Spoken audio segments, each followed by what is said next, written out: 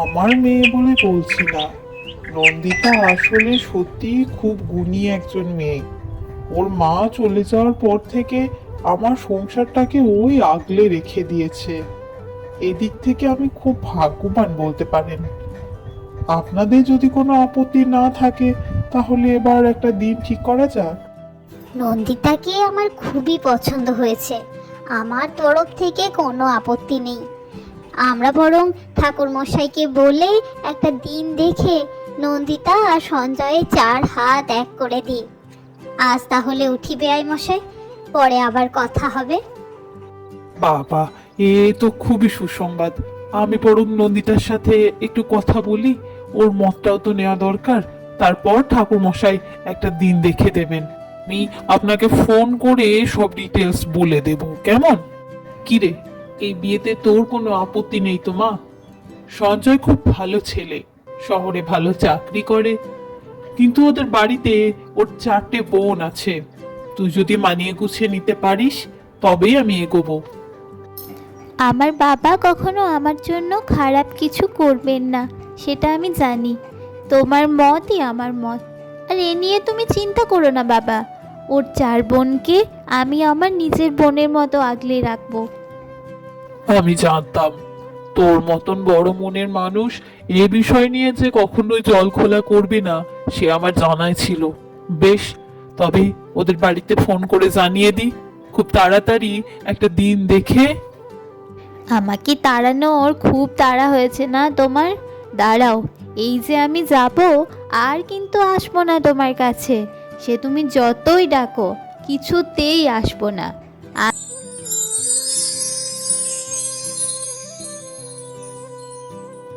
এইটা হচ্ছে তোমার ঘর। আসলে এটা আমাদের দাদার ঘর, কিন্তু তুমি তো দাদার বউ, এখন থেকে নিশ্চয়ই এ ঘরেই থাকবে। তবে দেখো, কোনো জিনিস যেন এদিক ওদিক করো না। আমার দাদা আমাদের সাজানো জিনিস দেখতে পছন্দ করে। আচ্ছা ঠিক আছে। আর এদিক ওদিক যদি করি, তাহলে কি তোমার দাদা আমাকে বকবেন নাকি মারবেন? কি বলো? এখন থেকে তো এটা আমারও ঘর। তোমরা তো এখন থেকে আমারও বোন হলে। ওসব আমি জানি না, কিন্তু তোমাকে যা বললাম সেটা মাথায় রেখো। আর শোনো, একদম আমার দাদাকে আমাদের থেকে দূর করার চেষ্টাও করবে না। যদিও আমার দাদার কাছে সব থেকে পছন্দের তার বোন রাই, তাও তোমাকে বলে দিচ্ছি। আচ্ছা বাবা, ঠিক আছে। তোমরা তোমাদের আদরের দাদাকে যেমন আগে ভালোবাসতে তেমনি বেশো। আমি তোমাদের মাঝে কখনো ঢুকবো না। এখন আমার অন্য কাজ আছে।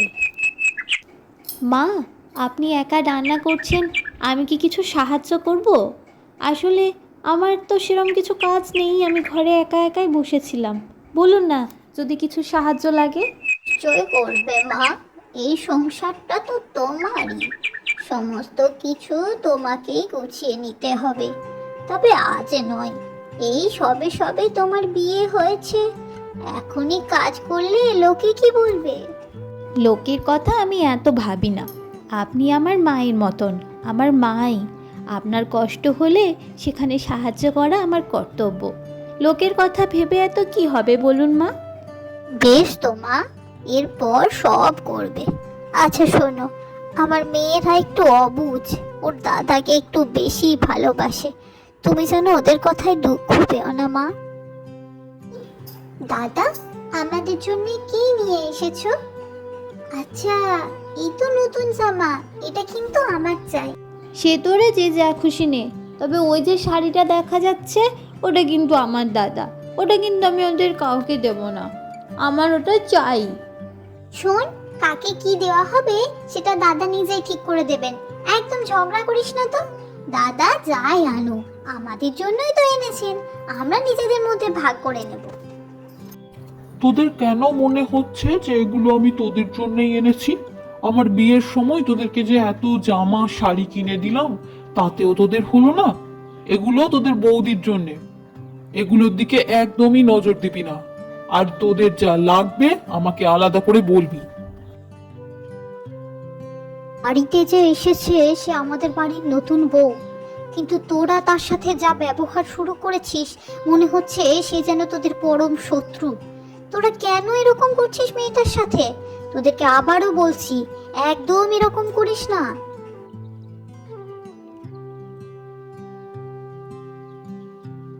কি নন্দিতা, যে জামা কাপড়গুলো কিনে দিলাম তোমায়, সেগুলো তোমার পছন্দ হয়েছে তো?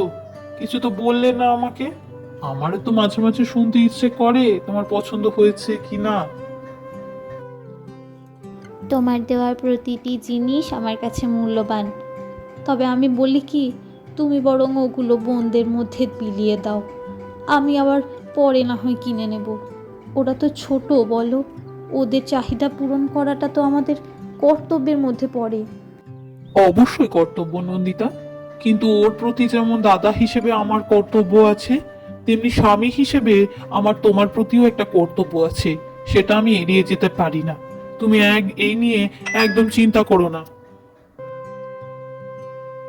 নন্দিতা, আমাকে কিছুদিনের জন্য শহরে গিয়ে থাকতে হবে। আসলে কাজের চাপ এত বেড়েছে, এখান থেকে আর সামলানো সম্ভব হচ্ছে না। তুমি এই কদিন বাড়িতে একটু ম্যানেজ করে নাও, আর বোনদের কথায় কিছু মনে করো না। আমি তাড়াতাড়ি ফিরে আসবো। কি বলছো তুমি? ওরা আমারও বোন, আমি ওদের বড় দিদির মতো। আমি ওদের কথায় কেন কিছু মনে করব? তুমি নিশ্চিন্তে যাও, তোমার কাজ সেরে তাড়াতাড়ি ফিরে এসো। অপেক্ষায় রইলাম। আমি জানতাম এই ছোট ছোট কথাগুলো ধরে রাখার মতো মেয়ে তুমি নও। তোমাকে নিয়ে আমার খুব গর্ব হয় নন্দিতা। তোমার জায়গায় অন্য কেউ থাকলে আমার সংসারটার যে কি হতো ভাবতেই ভয় করে। আর ভাবতে হবে না, যাও, এবার তোমার দেরি হয়ে যাচ্ছে। ভাবতে ভাবতে ট্রেনটাই মিস করে ফেলবে, তখন কি হবে শুনি? আচ্ছা, ঠিক আছে, এদিকের কোনো চিন্তা তুমি করো না। বোনদের, মায়ের, আমাদের সংসারের সব কিছু খেয়াল আমি ঠিক রাখবো। তুমি কাজ সামলাও, আমি সংসার সামলে নিচ্ছি। আমাকে তো তুমি বিশ্বাস করো। হ্যাঁ, চোখ বন্ধ করে বিশ্বাস করি। ঠিক আছে, আমি তবে উঠি। তাড়াতাড়ি ফিরে আসবো কাজের চাপ সামলে। তুমি এদিকটা দেখে নিও, আর বেশি চিন্তা করো না। উমা, এখানে দাঁড়িয়ে দাঁড়িয়ে কি করছো? চলো না, আমার সবজিগুলো কেটে একটু সাহায্য করবে, তাহলে তোমার রান্নাটাও তাড়াতাড়ি হয়ে যায়। শোনো বৌদি, একদম ফরমাইশ করবে না। তোমার কথা শোনার জন্য আমি বসে নেই। আমি তোমার কোনো কাজ করতে পারবো না। তোমার কাজ তুমি নিজে করো। তুমি কি আমার কোনো কাজে সাহায্য করো যে আমি তোমায় সাহায্য করব? তোমরা সব সময় কেন আমার সাথে এরকম ব্যবহার করো আমি বুঝতে পারি না। আমি তোমাদেরকে আমার নিজের বোনের মতোই ভালোবাসি। আচ্ছা থাক, আমার কাজ আমি করে নেব। বৌদি আসার পর থেকে দাদা আমাদের থেকে একেবারেই পর হয়ে গেছে। আমাদেরকে এখন এত বাজেভাবে কথা শোনায় শুধুমাত্র বৌদির জন্য। এত কিছু করছি, তবু বৌদি বাড়ি ছেড়েও তো যাচ্ছে না। আমাদেরকে এবার এমন কিছু একটা করতে হবে যেটাতে বৌদি বাড়ি ছেড়ে যেতে বাধ্য হয়, অথচ যেন কোনো প্রমাণও না থাকে। মা বলেছে কোনোভাবে বাজে কথা বলা যাবে না, তাহলে ভালো কথাই বলতে হবে। আমার মাথায় একটা ভালো বুদ্ধি এসেছে। তোরা যদি সবাই আমার সঙ্গ দিস, তাহলে নিশ্চয়ই এই প্ল্যানে আমরা সফল হব। কিন্তু ছুটকি, কথাটা সবাইকে বল। সবাই শোনো তাহলে।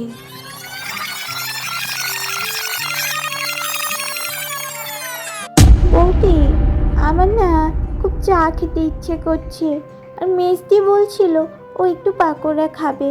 চলো না, আমাদের জন্য একটু চা পাকোড়া বানিয়ে দেবে, আর ততক্ষণে আমরা তোমার আলমারির শাড়িগুলো একটু দেখি।